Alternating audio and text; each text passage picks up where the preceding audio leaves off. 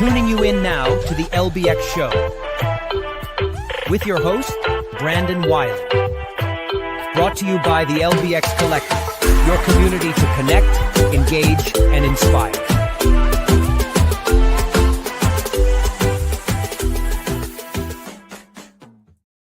All right. Well, welcome everybody to the LBX Show for March 16th, 2025. This is episode number 20. So I'm super excited about that. So we have a great show today. We have news you should know, of course. We've always got news you should know. And then we've got Arcade Corner with Adam Pratt, where he's going to actually do a bit of he's been doing a bit of an Amusement Expo preview, but he's going to really get into it today. And then Promo Pro Tips with Chuck DeMonte, and he's going to be talking about the importance and the value of having a really strong website, as well as in giving some tips and tricks around some tools. And then we're going to wrap it up with a new format of Open and Shut with Kevin Williams. And I'm excited because I'm going to be joining him, and we're going to be discussing, we're going to have a little bit more discussion, a little more commentary. And so just really excited about that. All right. That being said, that's the agenda. That's what we got going on today. Let's dive into some news you should know.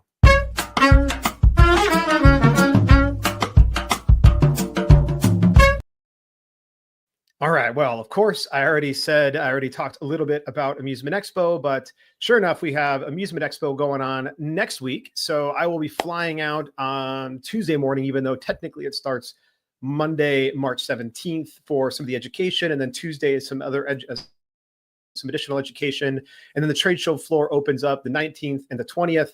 And I'm excited about it. So I know that some of our, Adam Pratt will be there, Kevin Williams, a bunch of the other guests that we have here on the show often will be there, and very, very excited about checking out what's new. It seems like there's going to be some quite a few new things there. So anyway, if you haven't already made your plans to go there, it's coming up. So literally, if you're listening to this on Sunday, it's tomorrow. So get going. So, anyway, we'll see you in Las Vegas. For those of you who, are excited, we don't have a booth, but we're going to be hanging out in the press area, and we're going to be doing some live vodcasting from there as well. So excited about all of that. All right. So that's Amusement Expo. And then we have, of course, the LBX Academy coming up. And this one is focused on growing your revenue from group events. So this is birthdays, this is group sales, this is corporate events, this is how to grow your group event business and grow the revenue from your group event business. So you might already have some group events, but how do you improve and increase the revenue you're generating from those events? And so that is going to take place April 14th to the 16th at the Andretti Karting at the Colony in Dallas, Texas.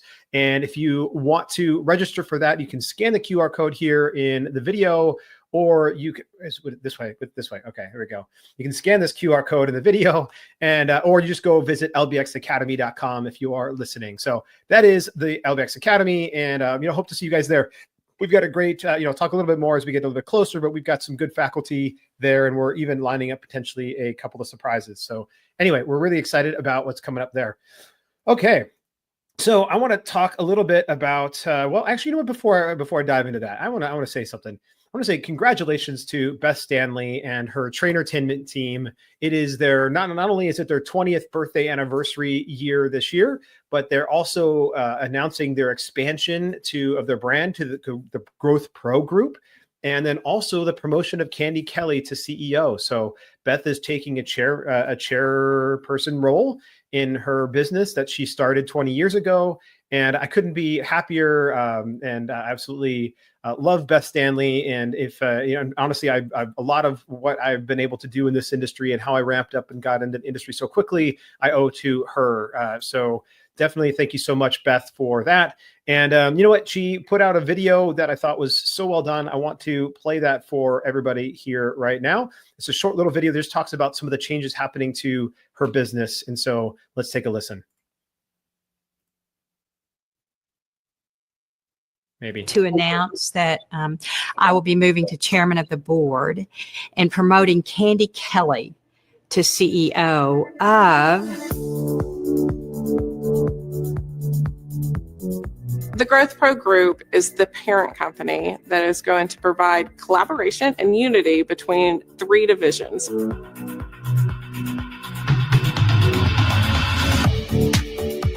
First, you'll have Trainertainment, which is a fan favorite. We've been here for 20 years and we are not going anywhere. We're going to do all the things that we have always done with Trainertainment, but we're going to do that within the Growth Pro group. Then there will also be sales pro services. We'll really be focusing on helping sales teams grow. And then there will be exec pro services. And that's where our leadership and strategic planning and our business pro model will fit in as well. It's at the heart and the core value of what we believe is that we're in service to others. And so we believe that this expansion gives us the ability to serve even more people in the world than we're serving today. Honestly, you're asking me why now, but it doesn't feel like now. It feels like something that we've already been talking about for a couple of years. It just didn't have its own identity yet. We have taken the best of what we've done with Trainertainment, and we figured out how to serve markets that may not be just in the entertainment niche that we serve today. You're ready to be better than you were yesterday and dig into what is it that you want for success, then we're ready to work with you in collaboration for a partnership that helps you get there. Everything we do, everything we learn is built on that foundation of how can we make whatever we did today just a little bit better tomorrow. And I'm committed to helping the world do that.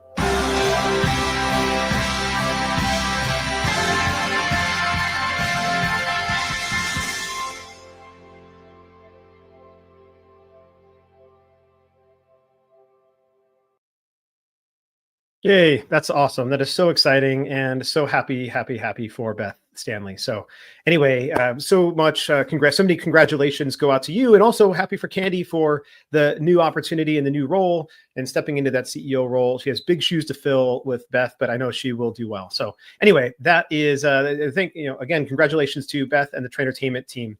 All right, so it's continuing on with the latest news. So Creative Works recently designed and installed a new 9-hole blacklight mini golf course at Conroe's Incredible Pizza in Texas, and basically it like takes you along historic Route 66. It's obviously glow in the dark, but each hole teaches you a little bit about the historic landmark that that you'll compete for the winning score. So they already had an existing mini golf course at Conroe's, but many years they just needed to overhaul it to try to boost revenue. So Mario Valadez, who's the managing partner over at Conroe's, he started to do some research and figuring out what he wanted to do. He knew he wanted a nostalgic theme. It was inspired by the 80s. And so anyway, Creative Works collaborated with them. They created this like blast from the past design.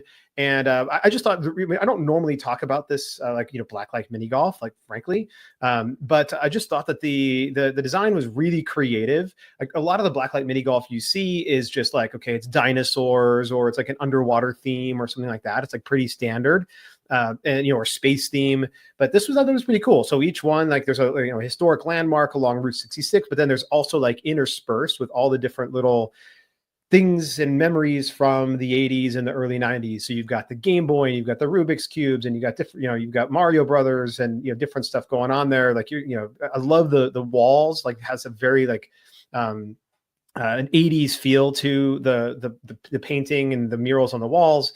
So anyway, I just thought it was really cool, and they've received a lot of really good guest feedback. Like a lot of some of the older generation, which is like my generation, I guess now, and they're telling their kids when they're going there, they're seeing the ViewMaster and the Game Boy, and they're seeing things about MTV, and they're like telling their kids about all these things that they're missing out on, of course. And so anyway, you've got obviously like Simon there that I used to play. I used to love that game.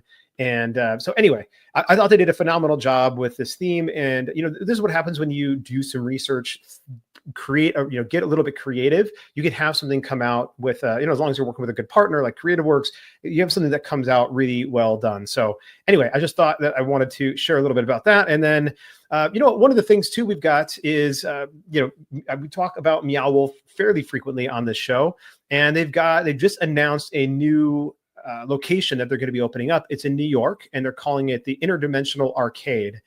And so there's not a whole lot yet about it, but you can see here, we'll go, where is it? Well, Thought it was there. All right. So there's not a whole lot about it yet, but this is their little like promo image that they're throwing out there.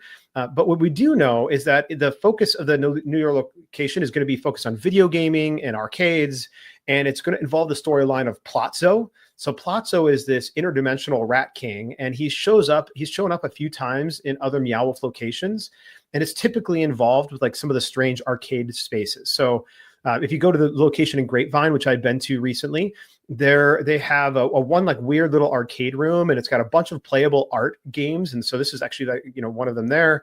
But these are like custom games that they designed. And so I think it'll be pretty cool to see what they do with like taking an arcade at a grander scale in New York. It's going to be, you know, pretty large. I think they're going to be about as large as their Convergence Station, which is about 90,000 square feet. And so, you know, it'd be basically about the same size as their Omega Mart. Yeah. And again, Convergence Station. But, you know, we'll see. It's not going to be open for a couple of years still. They don't have a set date yet. But Plotzo, you know, will be a key component of that. And he was created as a mascot for their early arcade experiments. So we'll see Plotzo, I'm sure, and learn more about what Meow Wolf has got going on there. All right. That wraps up our news you should know. Coming up next, we've got, what do we have next? Oh, gosh. Arcade Corner with Adam Pratt. Let's do that. All right. Let's watch let's do some Arcade Corner.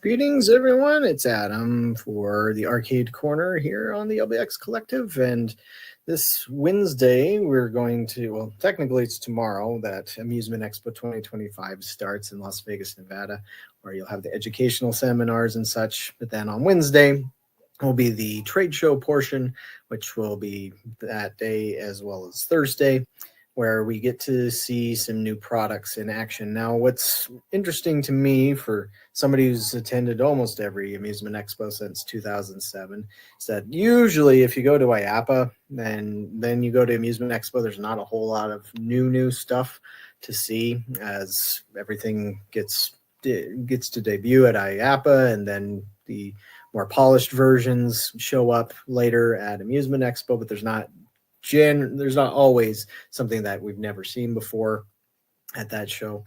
But this year is shaping up to be a little bit different. And so that's what I'm going to try and cover as far as what has already been announced and confirmed there that will make it their grand debuts at this particular show. There's always, of course, some surprises that could pop up, but this should cover most of the stuff that we're looking at. But as you can see on my screen here, the PC game by CD Projekt Red called Cyberpunk 2077 is coming to arcades through LAI Games. And this is the press release that they have posted on their website. The machine itself, let's find a slightly bigger photo here. And so what this is showing us here is that it's a giant game. From what I can tell on the dimensions, it's almost like having two ice NBA hoops next to each other in terms of size. And the reason why is because this is using mixed reality. And it's, if you recall a few years back, Taito and Eunice had released this game called On Point, where it used airsoft pistols, and you could fire real airsoft pellets or BBs at the screen. But I know a lot of operators weren't happy with that because you could point the pistols pretty much anywhere. And even though it had sensors, there was always that worry of, it firing off, even though it wasn't supposed to. But in the case of this game, they have these large assault rifle style guns mounted to the cabinet there. And they're also airsoft powered, but they are mounted like, say, Jurassic Park or Walking Dead or something along those lines. So there's no physical way to make the gun point away from the screen due to that. Now, they also have, as you can sort of see there with that gray shade, is a plexiglass barrier. And so if there's any ricochets, it just you don't have to worry about that hitting customers or hitting the actual players and such. And so we can play really quick some trailers here. I'll have to mute them because that usually hits something on copyright, because most of the time these trailers use copywritten music and such. But with this, so it's like a shooting gallery where you have, I counted 48 targets, so 12 on each row, and the airsoft pellets are actually hitting those, but there can be special effects that happen, like if you hit, so like right there you could see where it hit a special target and it knocked out all the targets within a plus pattern. And so that, along with these different game modes, it's going to be very, very interesting to see how this one shapes up. And again, we get to see it first at Amusement Expo there, but interesting way to bring a game that sold millions of copies and won awards. I think it might have gotten a Game of the Year award or something along those lines not long ago. And so it's very well known amongst the gaming community out there.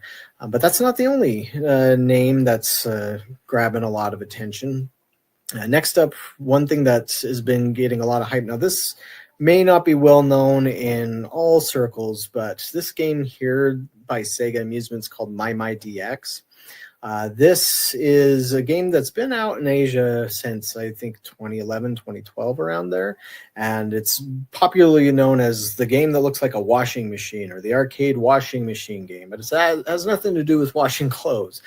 This is a music game, a rhythm game. If you remember Re-Rave Arcade from several years ago, also came out, I think, 2012-ish or so. It's along those lines. And it has a touch screen on it, but it also has those yellow squares you see there. Those are buttons that you push in conjunction with the touch screen and everything. And I've been hearing a lot of hype on this one. And so this has, even though this game has never been released in the United States up to this point, and it's never had any console port whatsoever, it's become one of those things that's just ingrained in popular gaming culture, particularly when it comes to Japan. And I've heard of one instance of an American girl who moved to Hong Kong just to play this game. And so it has an extremely dedicated fan base. And I've talked to one distributor where they said that the first week they listed it, they got over 50 inquiries on that game, which they had never seen with a rhythm game before. And so this will debut at this show, and again, that's got a lot of hype behind it. It comes with over 1,100 songs, a lot of songs from the Sonic the Hedgehog series, a lot of Sega arcade and other gaming songs too, you know, where they have a long history with the Genesis and the Saturn and the Dreamcast and all that. And they just have a lot of songs to choose from, plus things such as anime and J-pop and whatnot. And so this is going head-to-head with Bandai Namco's Taika no Tatsujin, which appeared and was released around the time of IAPA. And so, which also was brought to the States for the same kind of reasons, where they figured, you know, where Japanese pop culture is becoming so popular in the United States, let's give it a try. But now the next one I'm going to mention is a name that you definitely would recognize, and isn't limited to Asian culture, and that is Top Gun Maverick. Has been officially announced by Raw Thrills. And so as you can see here, it uses a cabinet that looks just like the Fast and Furious arcade cabinet. However, the seat portion is different. It still has a motion seat, but it also comes with a, let's see if we can zoom in here, comes in with a joystick and throttle control mechanism. The game itself, if we were to watch the video, and this is something I'll also have to pause because earlier I did another video on this elsewhere, and it got hit for copyright because of the music. But yeah, Top Gun Maverick, which came out in 2022, was, I think, the top earning movie of that year, is now going to be an arcade game exclusive to arcades. It does feel like Fast and Furious with planes, just because a lot of the environments and everything from what we've seen here, but I will wait to have a final judgment to actually play it. But it has things like that, like first place, where you have to it's almost like a racing game too. And you can link up to 4 of them and have a squadron and play against each other, compete against each other and stuff like that. So it's interesting that they have put those sort of racing elements into a jet combat game. But it's been a while since we've had anything quite like this in the industry. I think the last time might have been, well, it was Airstrike by LAI Games. But one thing that bugged me about that particular game is that it had no throttle, no way to increase or decrease your speed. But I've heard that game has done extremely well on the market.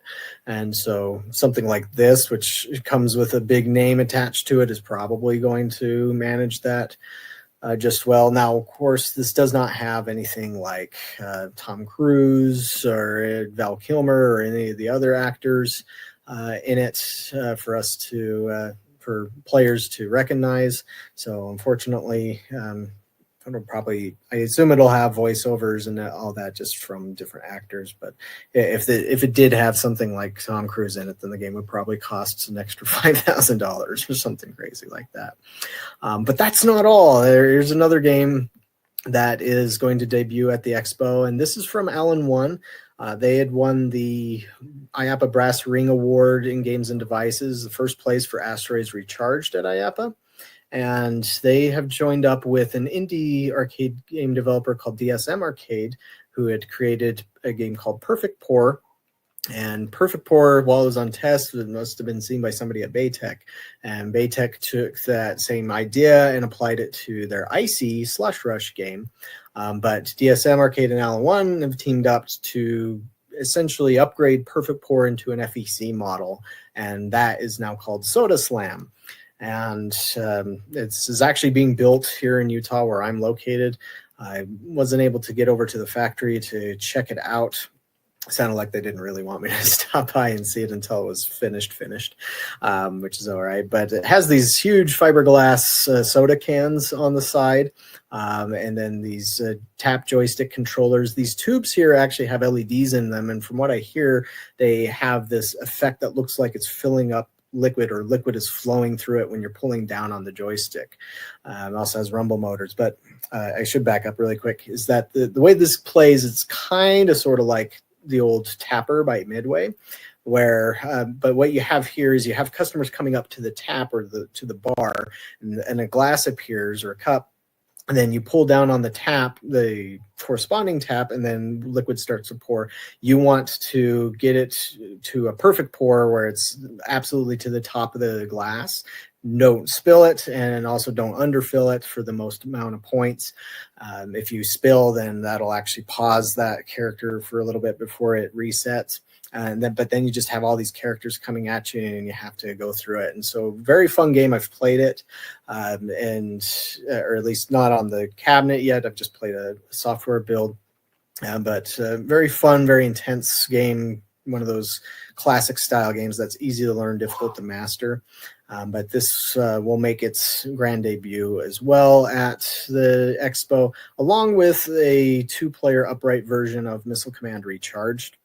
From what I understand, it won't have been significantly changed from the console version yet, but they'll be getting to that point, kind of like how when they debuted Asteroids Recharged at Amusement Expo last year, that it was very early software, but the software that came along much later was very different and played very differently from that. But that wraps up pretty much all the major announcements that I've heard of.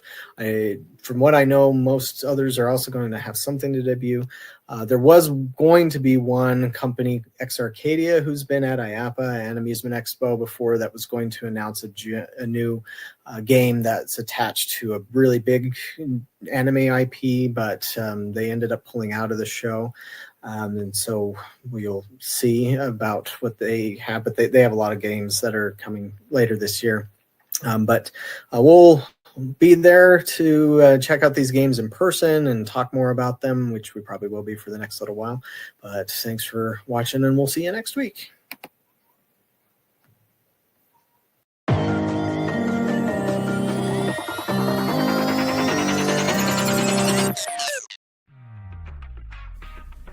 Intercard is the only cashless system designed, developed, and manufactured all under one roof.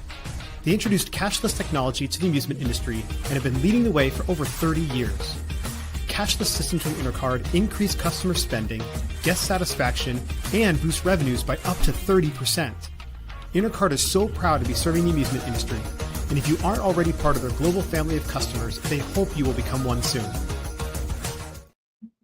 All right. Well, thank you, Adam, for walking us through some of those. I'm super excited to try. Actually, I'm excited to try all of them. But the Soda Slam seems pretty cool. I just like the group play aspect of it, so you can put that into social arcade and have a whole group of friends going and doing it all at the same time. So I do think that that's a great design, and again, really fits depending on what the mix is and your demographics and who you're targeting. So anyway, be fun to try that out and check that out at Amusement Expo this next week. So yeah, cool. Great job, Alan One.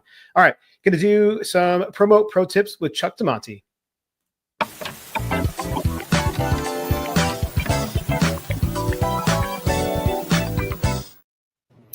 Hello and welcome to Promo Pro Tips with Chuck DeMonte. That is me. And today I want to discuss something that is really that I'm seeing a lot lately. It's being neglected, and it's a shame because it is a very, very big part of location-based entertainment brands. It is your calling card. It is, it means a lot in your business, and that is your website, right? And really a lot lately, I'm seeing it often neglected.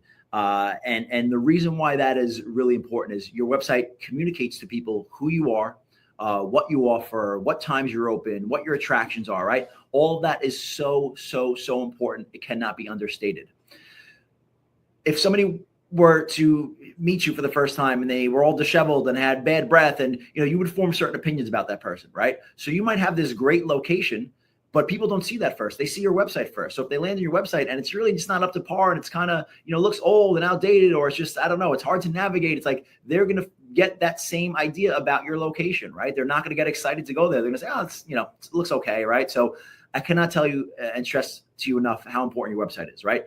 However, I know websites can be expensive, but with technology these days, you can get an extremely sharp website that is very inexpensive to you, okay? How do you do that? So in my opinion, Wix is one of the best sites and sort of website builders. It's what you call a drag and drop website builder. It is one of the best in my opinion. And you don't even necessarily need to do it yourself. While you can, if you learn it, you probably would still not make the site. If you have no experience, the site probably still wouldn't look that great, right? Because you still need to know how to do it. Even though it's drag and drop, you can get very creative there. What I would do is go on Upwork. Okay. And if you ever heard of Upwork, it's a website that you can go and hire freelancers from all over the world, right? You could spend it anywhere from probably from $500 to $2,000 on a really, really, really nice Wix website. Okay. So pros and cons to using Wix. Wix, they do say sometimes is not the best with SEO. They have improved a lot on that over the years. And to be honest, the jury's still out on that for me, right? I do think WordPress sometimes lends itself to getting better SEO, but you could absolutely get some great SEO with Wix, undoubtedly. And, so if it comes down to sort of SEO, because, not many of you are investing in SEO, which is a great strategy, or having a good looking website, choose for now, invest in the good looking website. Okay. So that's important, right? So, how do you get an expensive? Find somebody on Upwork, okay? Hire them for, anywhere from $500 to $2,000 to build your Wix website. Again, con to that potentially is the SEO. Here's the pros. If you are basically gonna have an informational website. Now, I know a lot of you could purchase tickets or book birthdays, right? We're gonna get to that in a second, but for the most part, your website is gonna be informational. What do you offer? Where you're located? What times you're open? What are the events happening? All that type of stuff. That's all information based. That's really easy. You don't have some sort of, technology you need to build where you need a custom design or something like that, right? So again, that's a huge pro. So biggest con, I would say potentially, maybe not even the SEO thing. Biggest pro, it is inexpensive and it'll be a sharp looking site because it's drag and drop and it's very easy. So those are some pros and cons. The other thing that I think is important that I want to discuss is the technology piece, right? So a lot of you say, I'm going to book birthdays, I'm going to purchase tickets. A lot of brands are going to be using third-party services, CRMs. You're not building that technology, right? Now, what's great with that is typically you're going to send them off to another website, right? Off to like the link that you get from your CRM that's been branded with your company. It's sort of like it's a site within a site, or send them to another site to purchase that tickets. So you don't necessarily have to build that technology yourself. You just integrate it with the site. And again, somebody you hire can help you do that really easy and cost effectively, right? So again, I cannot stress to you enough how important it is to have a really good looking site. It is your it's your first impression, right? And first impressions, no matter what anybody would say, mean a lot, right? So make sure your site it looks good. It attracts people into your location. If you visited your website, try and be objective. Would you want to go to your location, right? If not, time to update it. And again, I suggest you potentially using Wix and going to Upwork to find somebody. We could also look us up. We could do it for you as well. So I hope you're going to update your website if it's not up to date. And if you have any questions, feel free to reach out and ask me.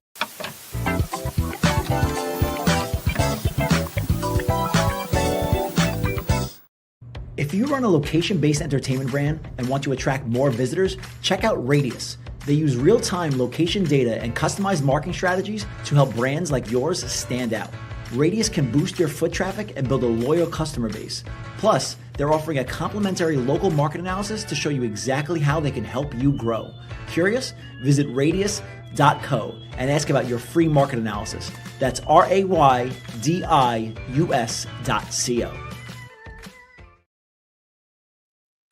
All right. Well, thanks, Chuck. And I could not agree more about the importance and value of having a really strong website. Back when we were doing daily shows with Christine Buer, I would often go off on rants. I'd come across a new location that was already open, or a new location that was going to be opening in just 2 weeks, and they didn't have a fucking website. And it would drive me insane, and I would get super frustrated, and I would talk about all the things that they need to be doing on the website. And the one thing I'll add to that is, like, yes, the website needs to look good, but more importantly, you need to have really, really strong visuals on your website.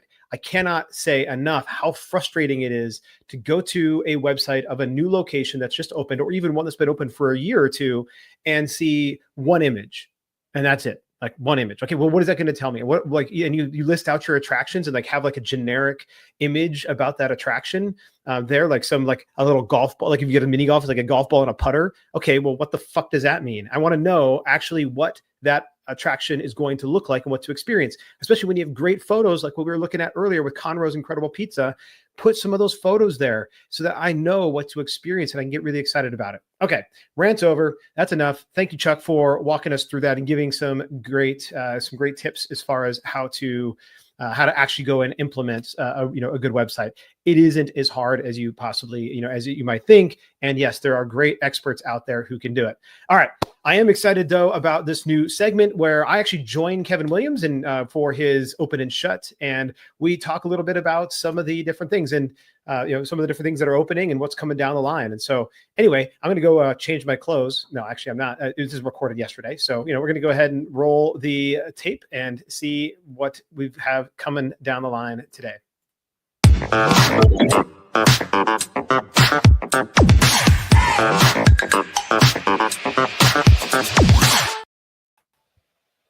Big hello to everyone. Welcome to the latest Open and Shut. Not as many to cover this time, so we're going through the reformatting of Open and Shut, so it doesn't take 2 hours. Although they're saying that it may take 2 hours. Only joking, but we're going to go through and we're going to keep the style that we have with Sound Off, where we're going to share comments where applicable. But anyway, let's jump straight in. So with the openings, here is the list. So for all of you guys that want to pick out which one, I haven't put a time code near each one, but you get to see which we are. 15 facility openings compared to the 40, the 50s, and even the 60s that we've been seeing recently. So I don't know if this is just the March blues and we're not seeing as many openings and we're going to see another band of, or if this is now the calming of the storm. But anyway, let's jump in. Smiles, From my point of view, it's an interesting bowling environment. It's a French chain. They have 7 sites out there. It is boutique bowling writ large. Again, another of the Paris facilities, 4,000 square meters. Relatively good sized location, amusement, and a bit of everything there. I'm not too sure about how much F&B, but they do have the go-karting to go along with the laser tag. So attractions with your boutique entertainment. FEC meets boutique, I think is the best way to put it. Yeah, and I think one of the things I really like about these guys is if you spent much time on their site, but their private rooms are really nicely done. So the decor it kind of has a little bit of a Electric Shuffle meets Flight Club feel to the private rooms, not the entire facility, but the private rooms are very nice.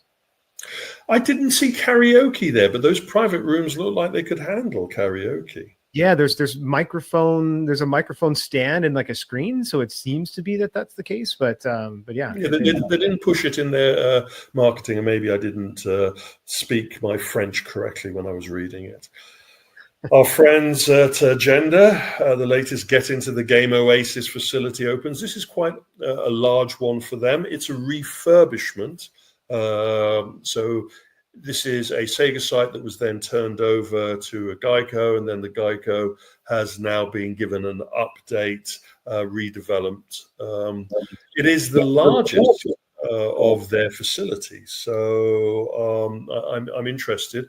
I'd love to get a chance to visit this particular one to see what their next level is. And of course, Gender recently reported some very healthy revenue from their same site sales. So I think that the company is really getting into its stride regarding its expansion. It'd be interesting to see what their next phase is. Moving over to North Dakota, not to be mixed up with South Dakota, and Thrills and Chill Zone. Well, yeah, the logo says Thrill and Chill Zone. The information I had said Thrill and Chill. So you can fight over the difference. 27,000 square, relatively large. It's got retail units in it. Now, I couldn't work out if these retail units are for merchandising or for product or whatever, but it's a bit of everything. So 11 different attractions in there, aimed at a family entertainment market. It has a restaurant dining capability in there. It looks quite an impressive location, but I get the feeling that they're focusing more on their sports entertainment side rather than on the amusement and the attraction side. But again, we'll have to wait until the doors are thrown open on this one to get a detailed look at it. So this is, anytime I see something go to North Dakota, I my eyebrows always raise. One, because the population of North Dakota as an entire state is very, very small. And I just looked it up. The population in Newtown is less than 3,000 people. So here's what, and I'm looking around at surrounding areas, because it could be a surrounding area. Is it tourist driven? No. And even in the surrounding area, there is no other large city anywhere near it. It is right along the Missouri River, and so it might be a little bit of a destination area. But even still, there's just a few hotels in the area as well, which tells me that there's probably not a whole lot going on there. Anyway, I do struggle every time I see something of this magnitude going into a place that somebody would have to, like, every single person in that city would have to come in every single week to make this viable, and maybe potentially multiple times a week to make this thing viable.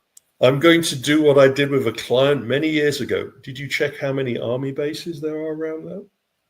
That's fair. I mean, I will do that now, and I'll come back to you when one of the other locations. Come back to me on that one. It is a destination. Well, from the projects I've done within this circumference, more in South Dakota than in North Dakota, to be honest.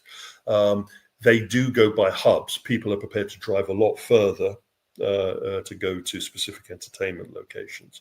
I'm not. Yeah. Sorry, you were going to say? No, go ahead. I was just going to Oh confirm. no. Yeah, From my point of view, I would feel that Thrills and Chill Zone has done its homework about its catchment, and I wouldn't be surprised if there is a reason why they've gone for this kind of size and this kind of displacement facility. So I did confirm there is an Air Force base that is 13 miles north of Newtown, in the city of Minot, and yeah, so there is a, and the population of the city of Minot, 13 miles away, is 47,000 people. Oh. And I don't know, I'm sure that that includes the military base, so it's probably mostly the military base. But anyway, so that could be what they're hoping to draw upon. I think they're going to go for a good spread. I'm sure they've got a special VIP room for Trident II missiles there. Pitch, for those of you that haven't been following what's been going on in the golf simulation scene, where have you been? No, so it's one of the many. In London, we had two golf simulator bays. One was a traditional one, which was purely a training golf simulator center. The other one was new. And Pitch is one of those that has thrown its hat in the ring. This is its fourth venue in the London area. I think they also have one outside of London. I need to go back. 11 simulator bays. Using the TrackMan technology system, most of them do that. This one also has shuffleboard, normal shuffleboard, and F&B heavy on the B. And this is already thrown its doors open. It had a soft opening a couple of weeks ago. This is a flagship site for them. I wouldn't be surprised if they're throwing their hat heavily into the ring and looking at investment, because there is rumor that our friends at 5 Iron Golf will be looking at a European rollout soon. Pin stacks. I always get these guys mixed up with pinstripes, but anyway, pin stacks. Sorry, did you have anything about Pitch or no? Okay, pin stacks is this is their latest site going into Texas, Dallas, Fort Worth. The 53,000 square traditional bowling layout, but with a boutique spin on it. It has laser tag, it has bumper car, so it is much more than just a bowling facility. It has a strong mixed-use entertainment. This was an $11 million build, so it's construction and population of entertainment into this. So it's no slouch here. As I said, Pin Stacks has about 7 facilities out there dotted around North America. For me, it doesn't have a dedicated something that jumps out at you as being uniquely Pin Stacks, but it does offer a very reliable and repeatable entertainment offering. And it will be interesting to see how this facility does, as well as all the other facilities, as they try and raise their game against the competition that they're experiencing.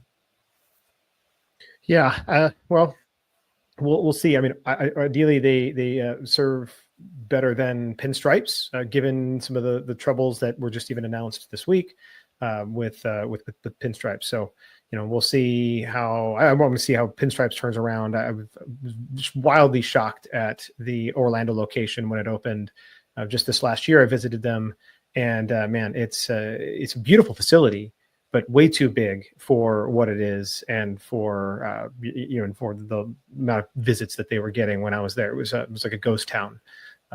So anyway, hopefully Pinstack does a better job. And Pinstack's different to Pinstripes is that Pinstack has really gone for a mixed-use leisure entertainment mix. They have the laser tags, they have the bowling, they have the bumper cars, they have a rope course, rock climbing. So they have active entertainment. They're looking at a family audience, where Pinstripes is really trying to go for adult entertainment. They have their karaoke, they have their bowling, and they have their amusement. And the bocce, the small bocce that they provide as well.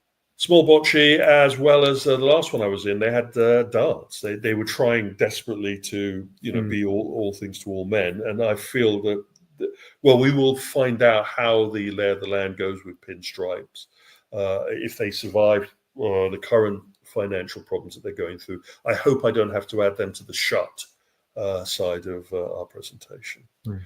Flash. Here we go. The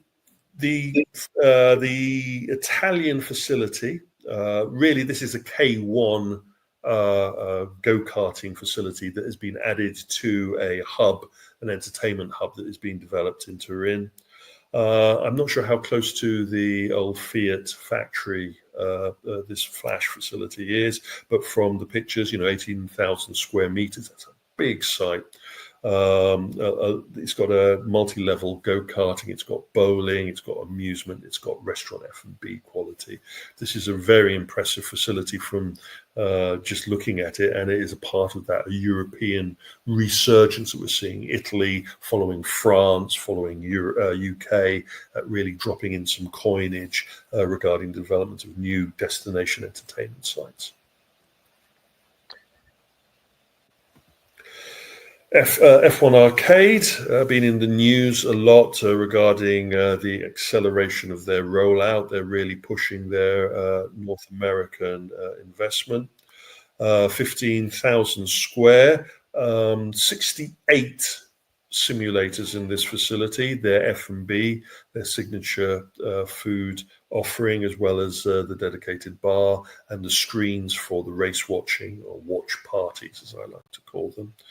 This Atlanta site is the 6th of their US sites, and I think it's an important one. It's a line in the sand. From this point on, I think we will be seeing F1 Arcade going through a re-evaluation of the facilities that they've opened, and then applying those lessons learned to the next rollout of sites.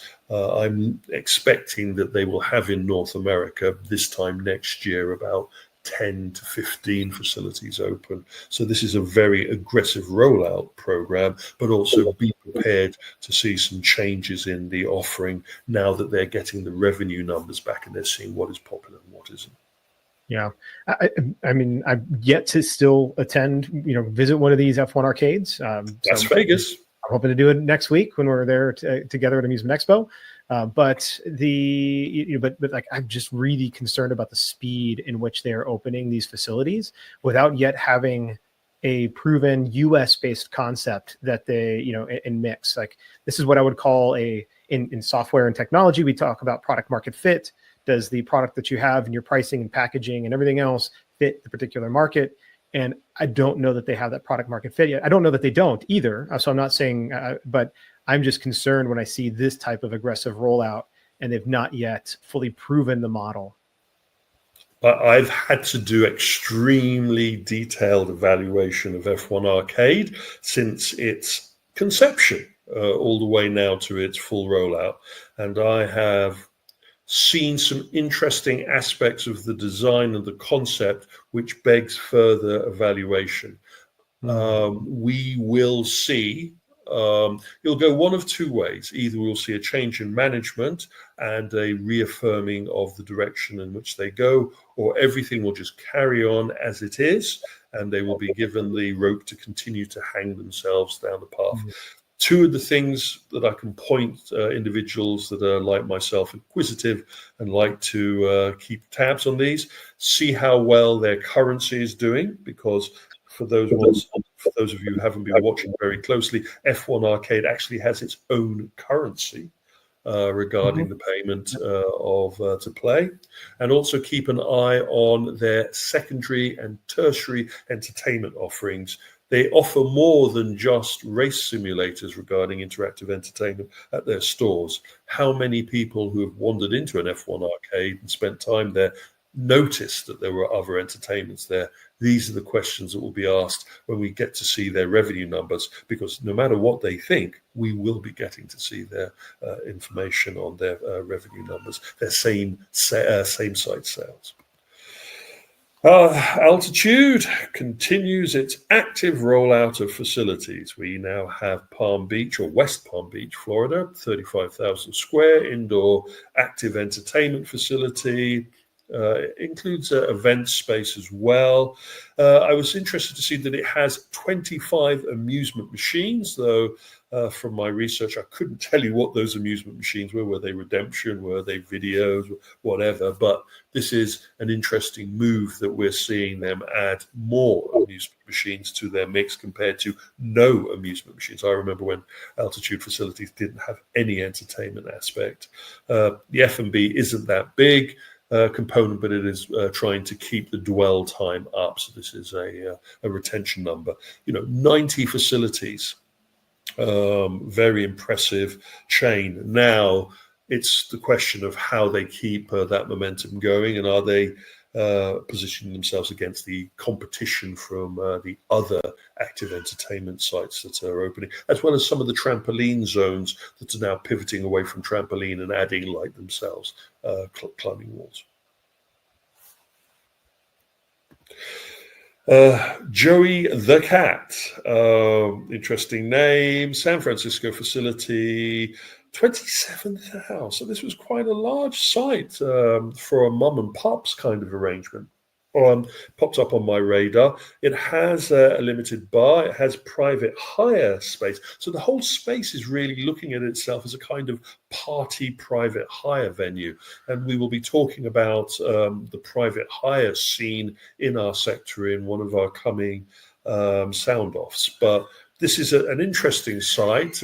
It's aimed much more at a family entertainment gathering, and it's very unique in its approach.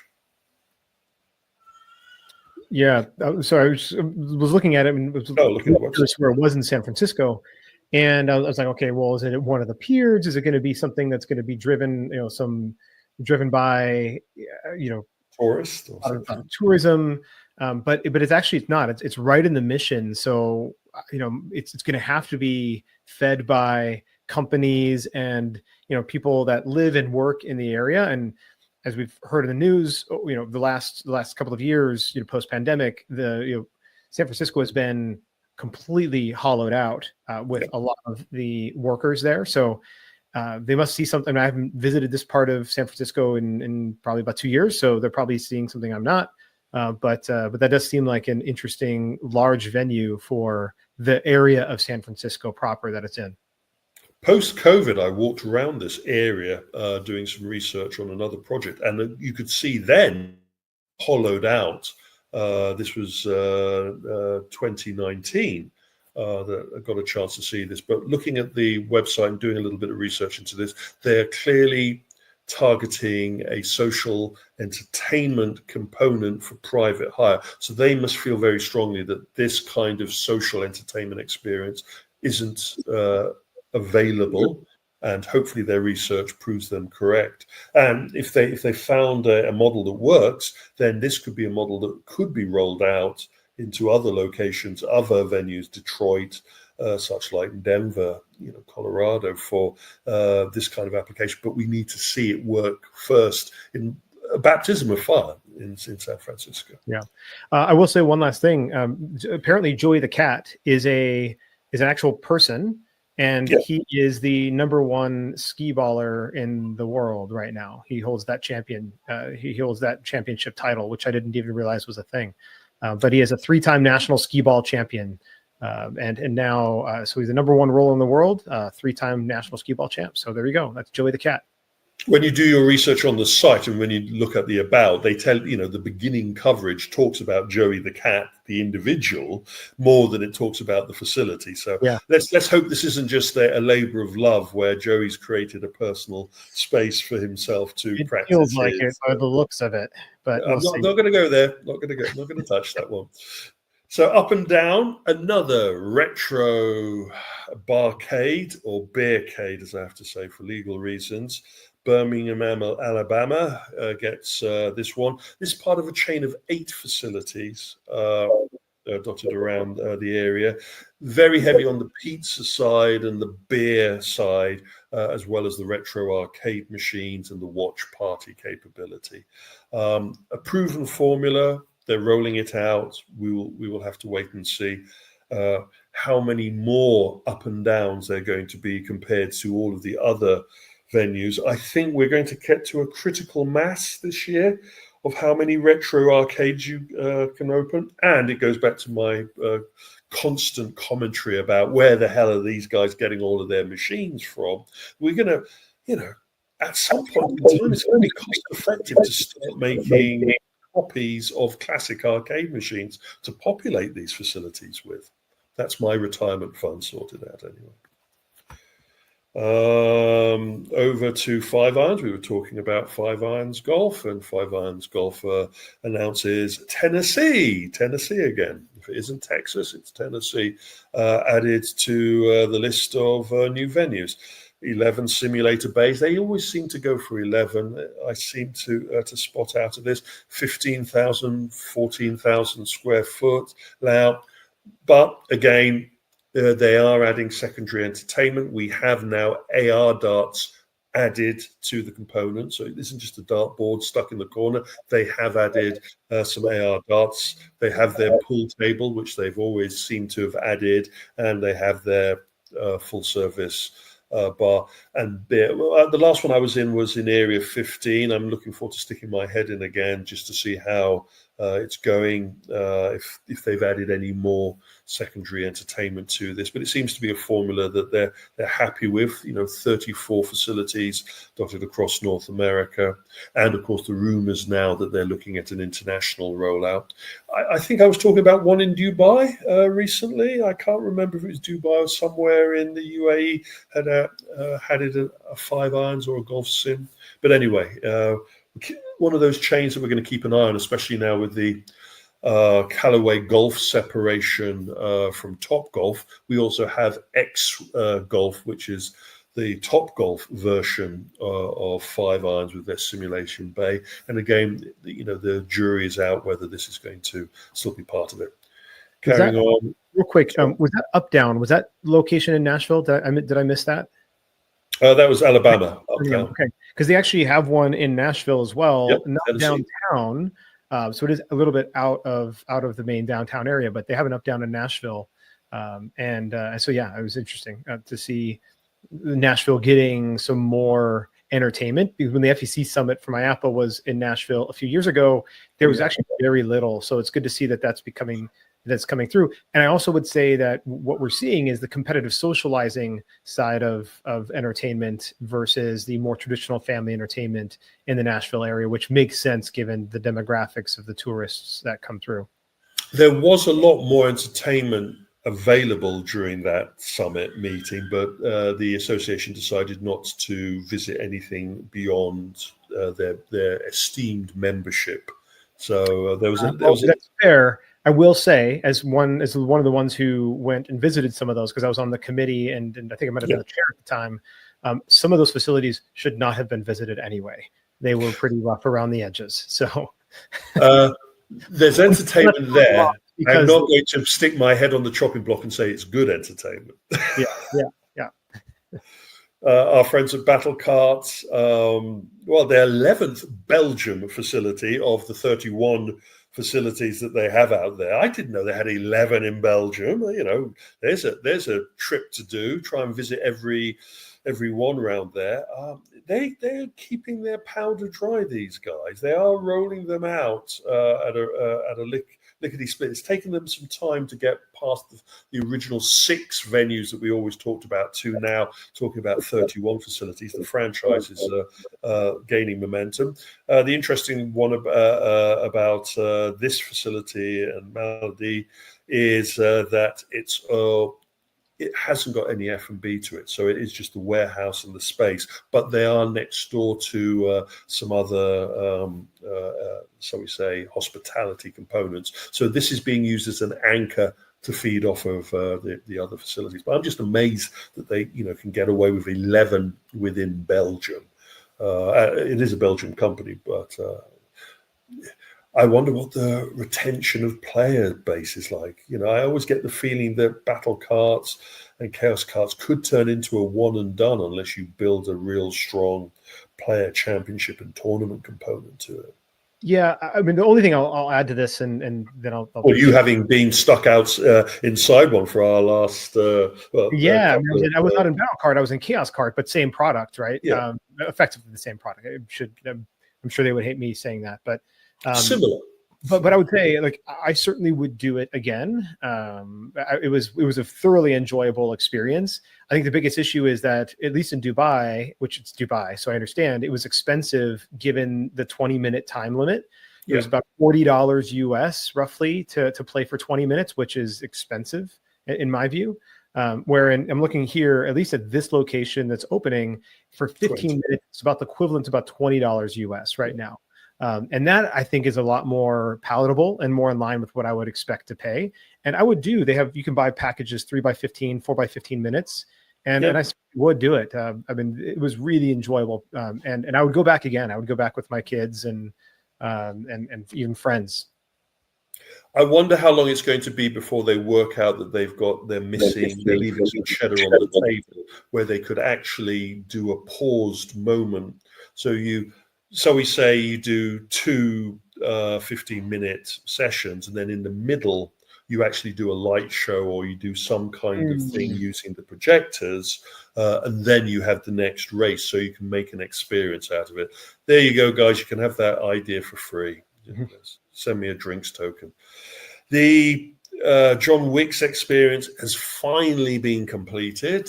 Well, not fine. We haven't been waiting for it, but we have been waiting for it to open, but it hasn't taken that long to develop. But we now get to see behind the scenes. We now get to see what is going to be in here. This is fitting. This is the first of the Area 15 extensions, the next phase of development at that site. Next will be the Universal Horror Unleashed. Don't bring your dog. And really what we have with the John Wick's experience is it is a kind of Vactor escape room, mission room kind of experience with some F&B thrown in at the end. We're going to stick our heads in when we're wandering around in Vegas and see how much this brings something new to the game. I've raised an eyebrow a little bit about what this is compared to what I was led to believe they were going to be achieving with this. But again, this is Lionsgate really moving forward with their IP to get some bricks and mortar out of their licenses. Playground. I know Brandon is eager to get to see the Las Vegas facility. I was lucky enough to get my head into the site a couple of years ago, or 2 years ago now, when they first opened their site. This is their second facility, so it's taken them some time to get the momentum to open the second site. I'm sure that's based on learning the lessons from the Las Vegas site, which must have been a baptism of fire for them. And this entertainment space, which comprises skill games, both active and brain teasers. And from the pictures of this Tennessee site, Tennessee again, I'm seeing, I think they may have borrowed a lot of ideas from Fair Games, from the layout that I'm seeing. But, that's just my observation. Yeah, I mean, I'm excited about this, but again, Nashville again, right? And so this falls right in line though with the adult active competitive play, and so I'm excited to. I'm super excited to go visit this.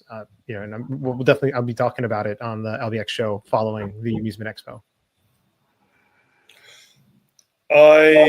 I get the feeling that some of these companies think that Tennessee needs to have a high quality entertainment offering compared to the other entertainment offering, but I won't go into too much detail. Juma, we've talked about this one before, but it was just being proposed to open. Now they have actually gone through their soft opening here in Cannes, south of France. It's got a VR arena esports entertainment component on top of an amusement and restaurant facility here, aiming at the tourists, aiming at the nouveau riche, very high level build out from the video I was looking at of the walk around the site. They fully opened their doors summer, but to go through a soft opening here in March tells us that they're really, working very hard to get the mix right of what they're trying to achieve here. And we're led to believe that this is the beginning of a chain of Juma entertainment venues in the competitive socializing genre. Depending on VR is a big thing for competitive socializing, but we will see. And then on the shots to wind up, luckily only one. A lot of news has been talking about the Playland facility in Frisco. It's one of those veteran sites, first threw its doors open in 1955. It has had ups and downs, reinvestments. It had a bad period during lockdown. It's bounced back. And then, the grind of the current conditions has really hit it hard, and it's lost its key vendors, who have decided that they won't be renewing their contracts and leaving. And so the operation now has sort of thrown its hands up in the air, and it's looking at finding either a new group of vendors quickly or closing down because it won't be able to make this season. Not the best way to find out that your facility is closing. And I feel for those members of staff that are in limbo at the moment, not knowing what the duration of their job is. But hopefully this situation will sort it out. Personally speaking, it's been a while since I've wandered around the fun land and sound land or social land. I can't remember what their partner park is. Zoology. Yeah, thank you. Yep. And it felt more like a museum than a theme park, but let's hope that with the right support from a new group that they can make this sing to their audience. Anyway, that's the open and shuts. Half an hour. Whoops. Oh dear. Well, anyway. We got the point across, but that's it for this one, and look forward to coming back with the next load, though there will be a slight delay because I'll have to compile this while I'm on the show floor. So we will see when the next open and shut will be. But anyway, from Brandon and myself, thank you for watching.